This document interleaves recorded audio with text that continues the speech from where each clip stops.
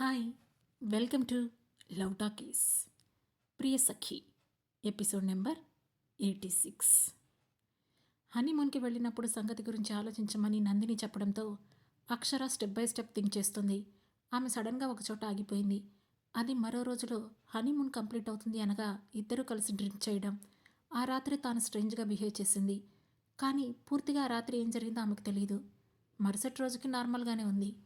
విక్రమ్ని అడిగితే కూడా ఆ రోజు పెద్దగా ఏం జరిగినట్లు చెప్పలేదు. అంటే ఆ రాత్రి నా లైఫ్లో ఏదో జరిగింది. కానీ ఏం జరిగింది? ఆ జరిగింది విక్రమ్తోనా లేక మరొకరితోనా అని లోపలే టెన్షన్ పడుతోంది అక్షర. ఆమె ఆలోచిస్తుందని వదిలేసిన నందినికి తన గురించిన ఆలోచన రాగానే ఏదో తెలియని నీరసం రావడంతో స్తబ్దుగా అలా ఉండిపోయింది. మరోవైపు ఆ రోజంతా శివానీకి అశ్వత్ కనిపించలేదు. కానీ శివానీకి మాత్రం తన ప్రెగ్నెన్సీ కన్ఫర్మ్ అవడంతో ఏదో అనీజీగా అనిపించింది. మరుసటి రోజుకి అశ్వత్ వచ్చేశాడు. అతన్ని చూస్తూనే చాలా నార్మల్గా, నేనంతా ఎక్కడికి వెళ్ళావు అని అడిగింది శివాని. మాకు కూడా పనులుంటాయి కదా అన్నాడు అశ్వత్. ఆ మాటతో ఇంకేం అడగలేక ఓకే అంది శివాని. మొత్తానికి ప్రెగ్నెన్సీ కన్ఫర్మేషన్ వచ్చేసింది కదా, ఇకనైనా కాస్త జాగ్రత్తగా తిని హెల్దీగా ఉండు అని అన్నాడు అశ్వత్. ఆ మాటతో తనకి నిన్నంతా తోడుగా ఉన్న మేడు వైపు అనుమానంగా చూసింది శివాని. అది గమనించిన అశ్వత్ అతన్ని వెళ్ళిపోమ్మని చెప్పి, వాడి వైపు ఎందుకు చూశావు, చెప్పింది వాడు కాదు అని కళ్ళు గుండ్రంగా తిప్పుతూ చూశాడు. ఆ చూపుతో శివాని తలెత్తి చూడగా ఎక్కడికక్కడ సీసీ కెమెరాలు కనిపించాయి. దాంతో తల కొట్టుకొని, నిన్ను తక్కువ అంచనా వేసిన ప్రతిసారి నా అంచనాలను తారుమారు చేస్తూనే ఉంటావు అని అంది శివాని. ఆ మాటతో ఈ అశ్వత్ను తక్కువ అంచనా వేయడం మానుకుంటే బాగుపడతావు. సరే, నీకొక గుడ్ న్యూస్ చెప్పనా అన్నాడు అశ్వత్. నువ్వు చెప్పే బ్యాడ్ న్యూస్లో మళ్ళీ గుడ్ న్యూస్ కూడా ఉంటుందా, ఏంటో అది అని వెటకారంగా అంది శివాని. ఏది బ్యాడ్ న్యూస్? ఏది? నువ్వు ప్రెగ్నెంట్ అవ్వడం బ్యాడ్ న్యూస్ అనుకుంటున్నావా? అది ఎంత గుడ్ న్యూసో నీకు ముందు ముందు అర్థమవుతుందిలే అని అన్నాడు అశ్వత్. నీకు గుడ్ న్యూస్ అయిన ప్రతిదీ నాకు అవ్వదు కదా అంది శివాని. ఇప్పుడు నన్ను చెప్పమంటావా వద్దంటావా అని విసుగ్గా అన్నాడు అశ్వత్. ఏంటి ఆ న్యూస్? నన్ను ఈ జైలు నుంచి రిలీజ్ చేస్తున్నావా అని పెడసరంగా అంది శివాని. ఒకవేళ రిలీజ్ చేస్తాను అంటే అది నీకు గుడ్ న్యూసా లేదంటే బ్యాడ్ న్యూసా అని అడిగాడు అశ్వత్. తను చెప్పిందే రివర్స్లో అడగడంతో, నీ అంతట నువ్వుగా నన్ను ఈ జైలు నుంచి పంపిస్తానని కలలో కూడా నేను అనుకోను. ఇంతకీ విషయం ఏంటో చెప్పు అని అడిగింది శివాని. ఆ మాటతో చిన్న స్మైల్ ఇచ్చి, నేను చెప్పేది నీకు ఖచ్చితంగా గుడ్ న్యూసే, కానీ నువ్వు మాట్లాడిన మాటలకి నాకు మూడ్ పోయింది కాబట్టి నేను చెప్పను అని అన్నాడు అశ్వత్. దాంతో నుదురు చిట్లించి అతని వైపు చిరాగ్గా చూస్తూ, అక్షరొస్తుందా అని అనుమానంగా అడిగింది శివాని. నువ్వు నా మూడ్ చెడగొట్టావు. మళ్ళీ నేను నీకు చెప్పే మూడ్లోకి రావాలి అంటే నువ్వు నాకు ఏదో ఒకటి చేయాలి. దానికి నేను సాటిస్ఫై అయితే అప్పుడు అసలు విషయం ఏంటో నీకు చెబుతాను అని అన్నాడు అశ్వత్. అబ్బా, అంటే ఇప్పుడు నేనేం చేయాలి అని పళ్ళు కొరుకుతూ అడిగింది శివాని. కిస్మి అన్నాడు అశ్వత్. వాట్ అని ముఖం చిట్లించింది శివాని. చెప్పింది అర్థం కాలేదా? కిస్మి అన్నాడు అశ్వత్. పోయి పని చూసుకో అంది శివాని. ఓయ్, ఏంటి ఎక్కువ చేస్తున్నావు? ఏదో చాలా గ్యాప్ వచ్చిందని అడిగాను, కానీ నీ దగ్గర నుంచి కిస్ తీసుకోవడం నాకు క్షణంలో పని అని అన్నాడు అశ్వత్. ఇక అతనితో మాట్లాడి గెలవలేనని అనుకున్న శివాని ముఖం పక్కకు తిప్పుకోగానే లేచి వెళ్ళి ఆమె పక్కనే కూర్చొని, కిస్ ఇస్తే సూపర్ న్యూస్ చెప్తాను అన్నాడు అశ్వత్.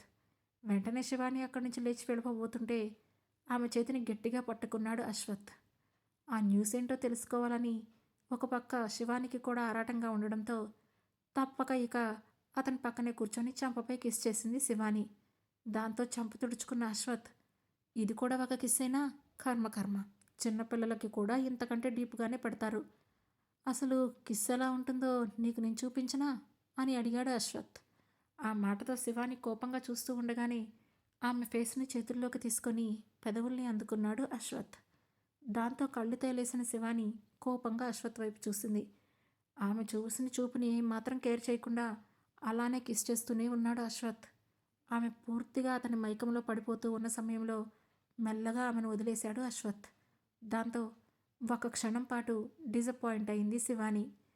తాను కోరుకున్న రియాక్షన్ ఆమెలో కనిపించగానే అశ్వత్ వంకరగా నవ్వుకున్నాడు. చిన్నబోయిన ముఖంతో, నీకు కావాల్సింది తీసుకున్నావు కదా, ఇప్పుడు చెప్పు విషయం ఏంటి అని అడిగింది శివాని. విషయం ఏంటి అంటే రేపు ధీరజ్తో పాటు నువ్వు ఎంతగానో ఎదురు చూస్తున్న అక్షర ఇక్కడికి రాబోతుంది అని చెప్పాడు అశ్వత్. వాట్? నువ్వు చెప్పేది నిజమేనా? అక్షర్ ఇక్కడికి వస్తుందా? మరి ఇందాక అడిగితే క్లారిటీ ఇవ్వలేదు నువ్వు అని ఎగ్జైట్ అవుతూ అడిగింది శివాని. మరీ అంత ఎగ్జైట్ అవ్వకు, నీ కడుపులో ఉన్న నా బేబీకి ప్రాబ్లం అవుతుంది అని అన్నాడు అశ్వత్. ఇప్పటి వరకు చేసిందంతా చేసి ఇప్పుడు మాత్రం ఎగ్జైట్ అవ్వద్దు అంట. ఇప్పుడు ఈయన కిస్ చేస్తే నేనేమయ్యానో మరి అని మనసులోనే అనుకున్న శివాని రేపే టైంకి వస్తుంది అక్షర అని అడిగింది. మేబీ మార్నింగ్ రావచ్చు అన్నాడు అశ్వత్. అక్షర ధీరజ్ అనే వ్యక్తి వస్తారు, ఓకే. మరి వాళ్ళ వెంట విక్రమ్ కూడా వస్తాడేమో అని అనుమానంగా అంది శివాని. ఏమో, వస్తే రావచ్చు. కానీ నువ్వు నాకు ఒక ప్రామిస్ చేస్తే నువ్వు అక్షర్తో విడిగా మాట్లాడే ఏర్పాటు నేను చేస్తాను అని అన్నాడు అశ్వత్. ప్రామిస్ చేయాలా? ఏంటా ప్రామిస్ అని అనుమానంగా అడిగింది శివాని. దాంతో చిన్నగా నవ్వి, నువ్వు అక్షర్తో మాట్లాడాలని చాలా ట్రై చేస్తున్నావు. దీన్ని బట్టి నీకు తనతో మాట్లాడడం ఎంత అవసరమో నాకు అర్థమైంది. సో మ్యాక్సిమం విక్రమ్ లోపలికి రాకుండా నేను చూస్తాను. కానీ దానికి బదులుగా నువ్వు నన్ను పెళ్లి చేసుకుంటావా అని అడిగాడు అశ్వత్. నేను పెళ్లి చేసుకోలేనని నీకు ఆల్రెడీ చెప్పేశాను కదా అంది శివాని. అదేం కుదరదు, మనిద్దరికీ పెళ్లి జరగాల్సిందే. మనం పెళ్లి చేసుకుంటున్నాం. ఈరోజు సాయంత్రానికి నేను డెసిషన్ చెప్పు. రేపు ఎర్లీ మార్నింగ్ కల్లా మనిద్దరికీ పెళ్లి జరిగిపోతుంది. ఆ తర్వాత నువ్వు హ్యాపీగా కావాల్సినంతసేపు అక్షర్తో మాట్లాడుకోవచ్చు అన్నాడు అశ్వత్. అతను చెప్పిన దానికి శివానికి ఎలా రియాక్ట్ అవ్వాలో అర్థం కాలేదు. అసలు డైరెక్ట్గా పెళ్ళి అంటాడేంటి? నాకు ఎన్ని ప్రాబ్లమ్స్ ఉన్నాయి. అక్షర్తో మాట్లాడాలి, ఊరికి తీసుకెళ్ళాలి, అక్కడంతా సెట్ చేయాలి. ఓ మై గాడ్, ఇప్పుడు పెళ్ళేంటి అని మనసులోనే అనుకుంటూ ఉంది శివాని. చూడు, నువ్వు గనుక ఇప్పుడు పెళ్లి కొప్పుకోకపోతే ఎట్టి పరిస్థితుల్లోనూ నువ్వు అక్షర్ని కలవలేవు అని అన్నాడు అశ్వత్. ఆ మాటతో విసురుగా అతని వైపు చూసి, నీకేమైనా పిచ్చా? అసలేంటి నువ్వు నాతో బలవంతంగా అన్నీ చేయించాలని చూస్తున్నావు? ఇష్టం ప్రేమ ఉంది అంటావు, అవన్నీ ఉంటే ఇలానే చేస్తారా? నాకు అక్షరని మీట్ అవ్వడం అంటే చాలా ఇంపార్టెంట్. నేను కాదని అనను. కానీ దానికోసం ఇష్టమే లేని నిన్ను ఇప్పుడు నేను ఎలా పెళ్లి చేసుకుంటాను? అసలు నా ఫ్యామిలీ గురించి తెలుసా? నేను ఇప్పుడు పెళ్లి చేసుకుంటే మా ఊర్లో మా ఫ్యామిలీకి పరువు ఉంటుందా? అట్లీస్ట్ నాకు నీ ఫ్యామిలీ గురించి ఏమైనా తెలుసా? ఏదీ లేకుండా ఇప్పుడు పెళ్ళంటావేంటి అని ఏడుపు గొంతుతో అడిగింది శివాని. ఆమె గొంతు చీరబోతుంటే అశ్వత్ తట్టుకోలేకపోయాడు. అందుకే తనే కాంప్రమైజ్ అవుతూ, ఒకటి చెప్పు, నీకు నన్ను పెళ్లి చేసుకోవడం ఇష్టమేనా అని అడిగాడు. ఆ మాటతో ఎస్ చెప్పలేక నో చెప్పలేక మౌనంగా ఉండిపోయింది శివాని. నీకు నన్ను పెళ్లి చేసుకోవడం ఓకే అనుకుంటే నేను నీకోసం వెయిట్ చేస్తాను. నువ్వు వేసే ప్రతి అడుగులో నేను తోడుంటాను. చెప్పు, పెళ్లి చేసుకుంటావా అని అడిగాడు అశ్వత్. అతని మాటలు ఆమెలో అప్పటికే మొదలైన ఇష్టాన్ని పెంచుతూ ఉంటే అదేమీ పైకి కనబడనివ్వకుండా అతని వైపు చురుగ్గా ఒక చూపు చూసిన శివాని, నీకు నా గురించి నా ఫ్యామిలీ గురించి ఏం తెలుసని నన్ను పెళ్లి చేసుకుంటారని అడుగుతున్నావు? నాకు కూడా నీ గురించి ఏమీ తెలీదు.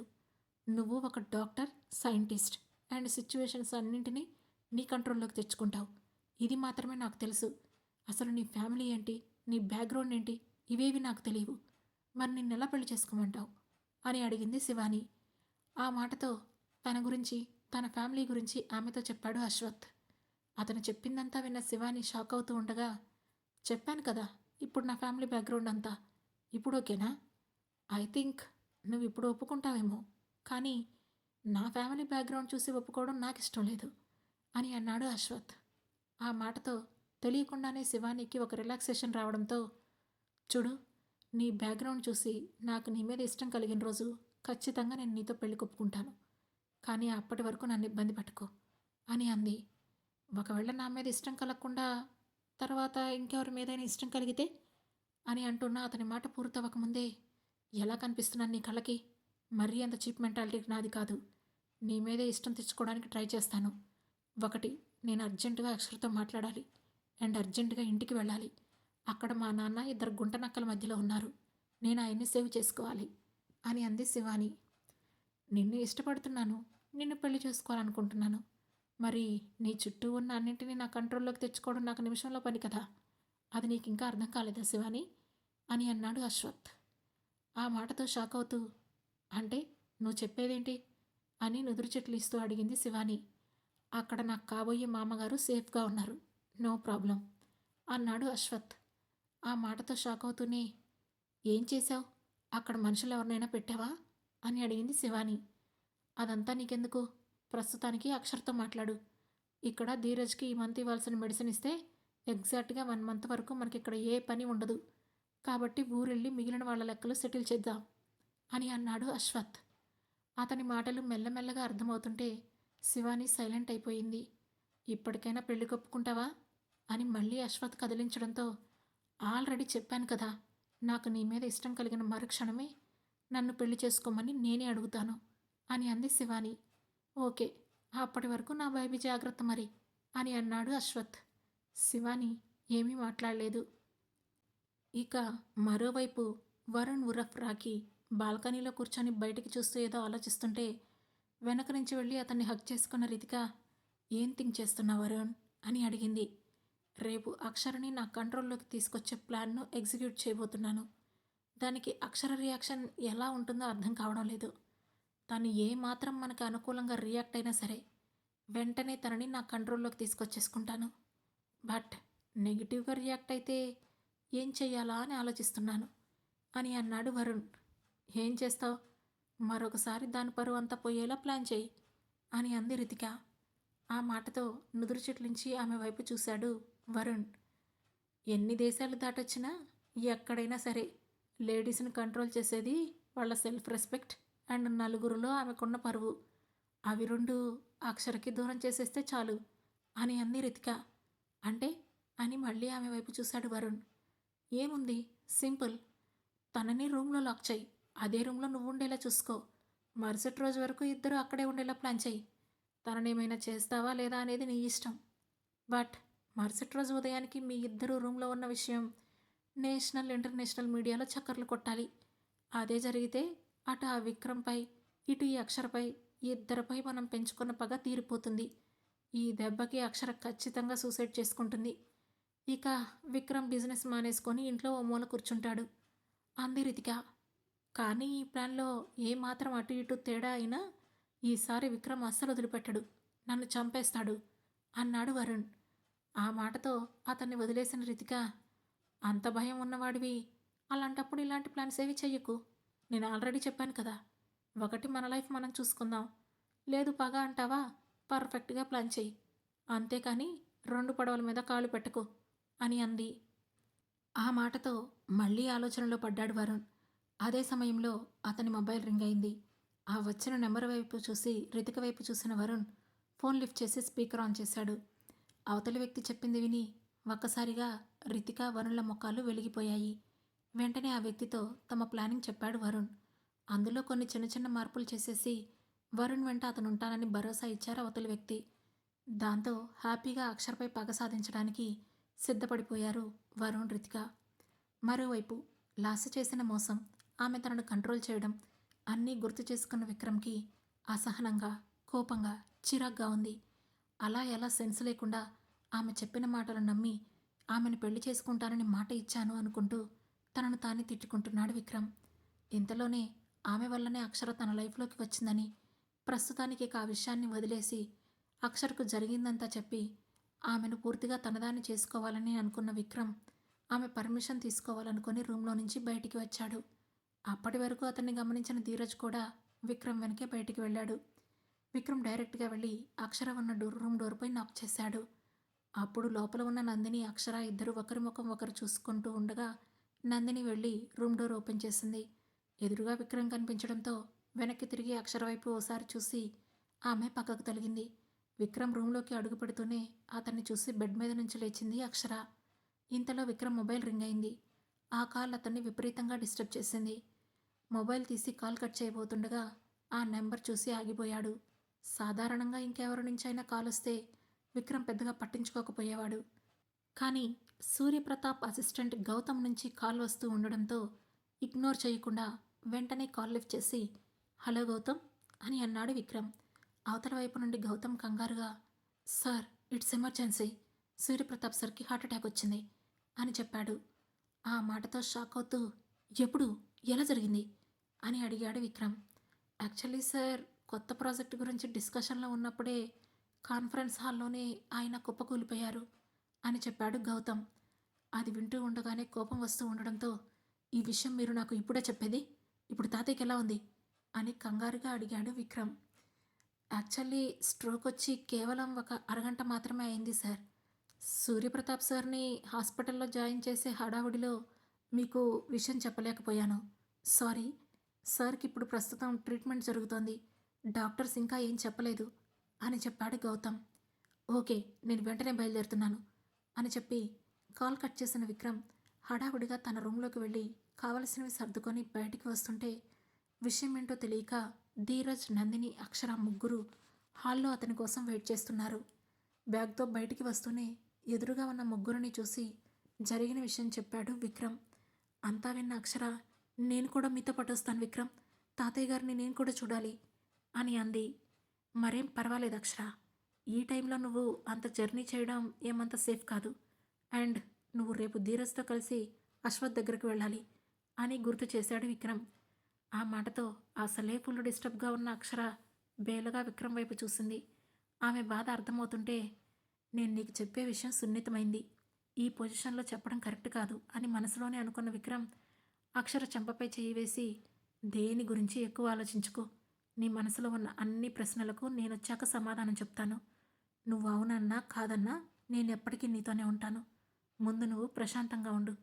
అండ్ రేపు అశ్వత్ దగ్గర నిన్నెవరైనా కలవడానికి ట్రై చేస్తే వాళ్ళని అస్సలు కలవకు, వాళ్ళతో మాట్లాడుకు అని చెప్పాడు విక్రమ్. ఆ మాటతో ధీరజ్ నుదురు చుట్లిస్తూ, అక్కడ తననెవరు కలుస్తారు విక్రమ్ అని అనుమానంగా అడిగాడు. ఒకవేళ కలవడానికి ప్రయత్నిస్తే ముందు జాగ్రత్తగా చెప్తున్నాను, ఇద్దరూ జాగ్రత్తగా వెళ్ళి ఈసారి డోస్ కంప్లీట్ చేసుకుని రండి అని చెప్పి అక్షర్కు జాగ్రత్తలు చెప్పి అక్కడి నుంచి వెళ్ళిపోయాడు విక్రమ్. ఆ సిచ్యువేషన్లో విక్రమ్ అలా తనను వదిలేసి వెళ్తుంటే అక్షర్లో బాధ అంతకంతకు ఎక్కువైంది. కానీ అక్కడ సూర్యప్రతాప్ని కూడా చూసుకోవాల్సిన బాధ్యత విక్రమ్దే కనుక ఇక అక్షర అతనికి అడ్డు చెప్పలేకపోయింది. ఆ తర్వాత మరుసటి రోజు ఉదయమే అక్షర మొబైల్కి ఒక లొకేషన్ సెండ్ చేశాడు అశ్వత్. అది ధీరజ్కి చూపించింది అక్షర. ఇక నందిని, అక్షర, ధీరజ్ ముగ్గురు అశ్వత్ పంపించిన లొకేషన్కి స్టార్ట్ అయ్యారు. మరోవైపు అక్షర్ని కలవబోతున్నాను అనే హ్యాపీనెస్లో ఉన్న శివాని ఆమెతో ఎలా మాట్లాడాలో అని ప్రిపేర్ అవుతూ ఉంది. ఆ తర్వాత ఏం జరగబోతుంది తెలుసుకోవాలనుకుంటే వెంటనే మన లవ్ టాకీస్ ఛానల్ను సబ్స్క్రైబ్ చేసుకొని ప్రియసఖి సిరీస్లోని నెక్స్ట్ ఎపిసోడ్ను వినండి. మా ఈ కథలు మీకు నచ్చినట్లయితే లైక్ చేసి, షేర్ చేసి, కమెంట్ చేసి, హై పాయింట్స్ కూడా ఇచ్చి మమ్మల్ని సపోర్ట్ చేయండి. Thank you. Thanks for watching.